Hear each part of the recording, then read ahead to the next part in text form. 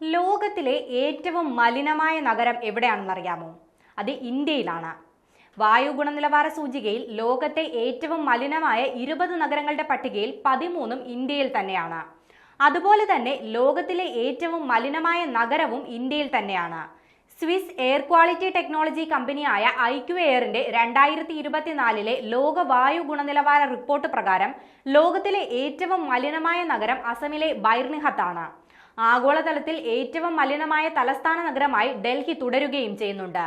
ആഗോളതലത്തിൽ മലിനമായ രാജ്യങ്ങളുടെ പട്ടികയിൽ ഇന്ത്യയുടെ സ്ഥാനം 5-ാമതാണ്.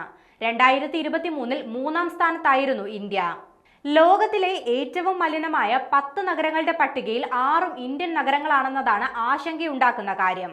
ഡൽഹിയിലെ ശരാശരി PM 2.5 സാന്ദ്രത ഒരു ക്യൂബിക് മീറ്ററിന് 91.6 മൈക്രോഗ്രാം എന്ന നിരക്കിലാണ്.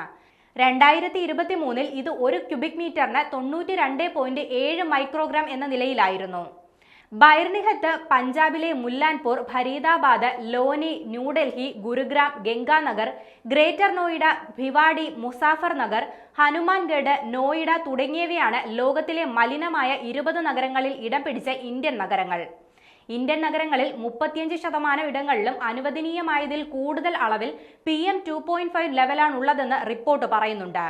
7 രാജ്യങ്ങൾ മാത്രമാണ് 2024 ലോകാരോഗ്യ സംഘടനയുടെ വായു ഗുണനിലവാര മാനദണ്ഡങ്ങളിൽ വിജയിച്ചത്.